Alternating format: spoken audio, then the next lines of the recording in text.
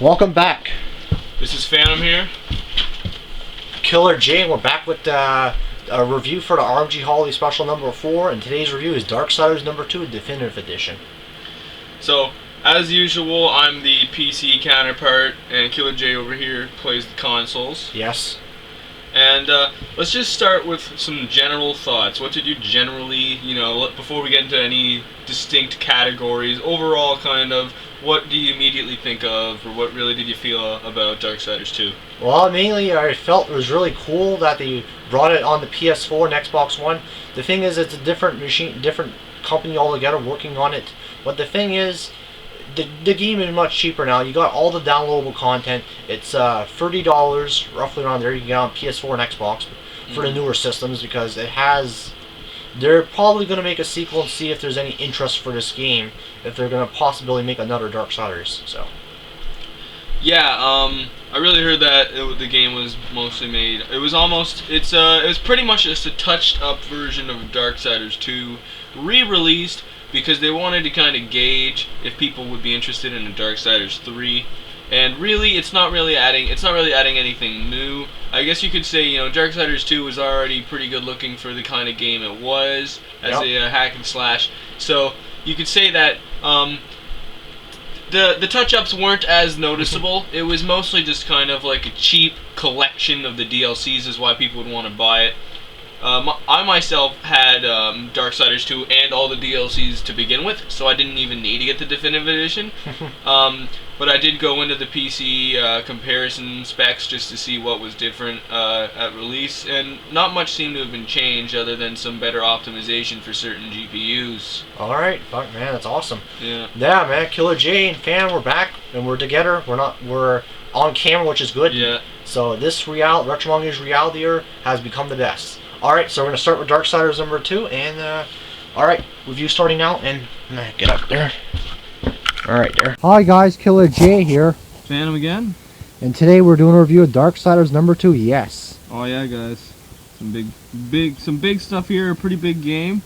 Relevant once again, thanks to the Definitive Edition's re-release, or release of the previous existing content. Pretty much. A game that had all the stuff on the Wii U. Oh, let's just put it on PS4 and Xbox One, lol. It's called the Deathinitive Edition, something ridiculous like that. Deathinitive, like freaking Master Innovative or some gay shit. Alright. Deathinitive Edition.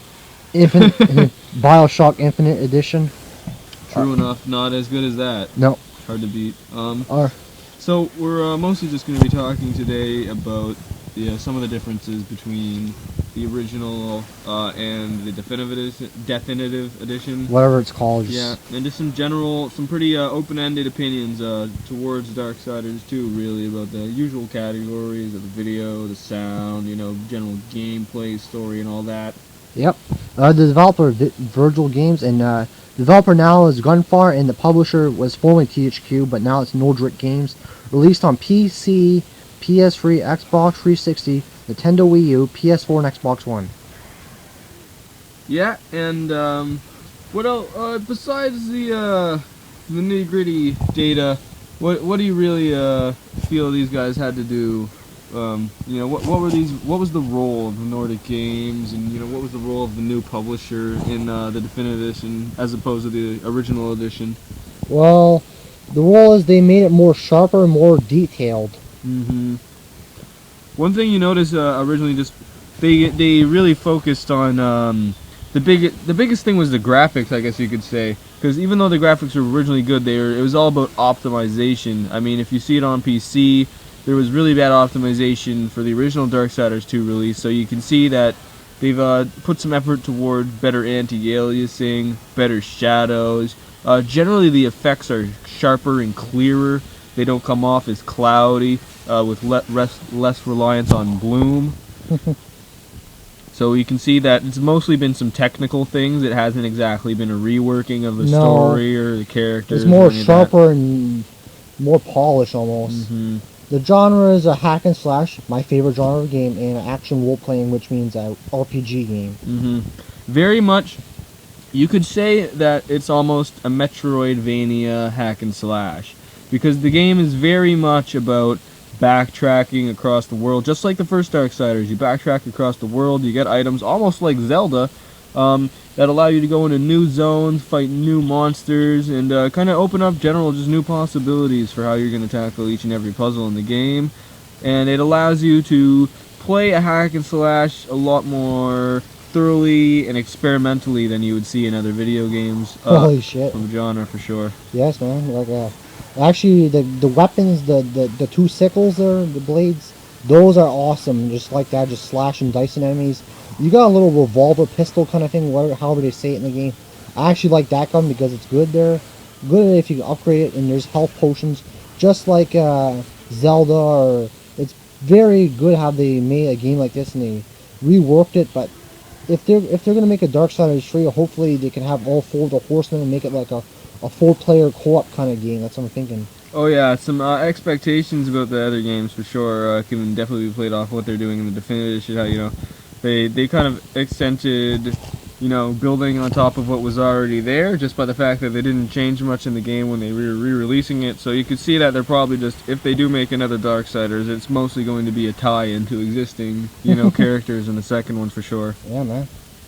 Well, PS4 and Xbox One versions included all the DLC in the new version of Darksiders 2, which basically I like. The water is good, but I picked this game because it has some snow levels in it, because I'm saying let's might as well review a game that has a little bit of snow in it because it's for the holiday special after all, but still a good game nonetheless.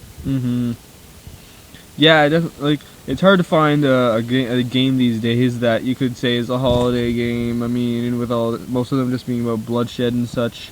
But you could say that, you know, the very spiritual, you know, this game is very tied to spiritualism and just how it relies heavily upon some, like, ancient biblical writings and stuff like that.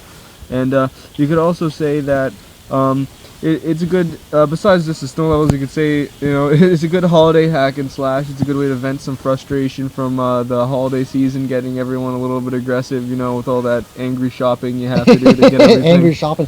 Get the fuck out of my way and trying to get some gifts. Yeah, so, you know, not dealing with the angry shopping, it makes it, like, you know, not having to deal with that, going home, playing a hack and slash. One that has snow levels, so you get a little bit of that festiveness in it. Yeah. Going shopping with unwashed people with their friggin' Cheeto smell. Oh, jeez, all the Cheetos people. Alright, okay, so this is still a fun game nonetheless. It's very addicting. I like the fact that it's very playable. I like the fact that if they're gonna make a sequel, I would like to see it do. But I actually got, this is my first time playing it, and I was really addicted to it. I was enjoying it as well. I was like, holy shit, this game's awesome. Yeah, Darksiders 2 definitely adds a lot from Darksiders 1. Some of it iffy. As a heavy Darksiders 1 fan, I felt like I couldn't come into this game not with a bit of bias, as I often thought that some of the systems were a bit tacky. They were tacked on. You didn't feel like they were necessary, especially like the RPG elements were nice, but it was almost like there was too much RPG elements in it, and it made all the individual parts not matter as much. And I feel like in the Definitive Edition, they didn't really do anything to rectify people complaining about that. They simply just kind of re-released the game with a bit of technical changes, a bit of audio changes, and some better optimization. So it's really not that much better than Darksiders 2, but if you enjoyed Darksiders 2 originally, this is just a better looking version of the original game with all the DLC package with it. Yeah, man. Well, actually, it's very good. It's very enjoyable. And the thing is, they just made it more technical prowess, but there's still problems lurking in the game. Like most games nowadays, they have, oh, let's release a game with half shit, and you get DLC this, friggin' broken game, and game doesn't work and that there. So, alright, my rating, actually, if I give it a rating 1 through 10 scale, I give it an 8 out of 10, roughly. I say it's not that good. For me, I'd give it a 7 out of 10. It did a good job, but it was missing a few things.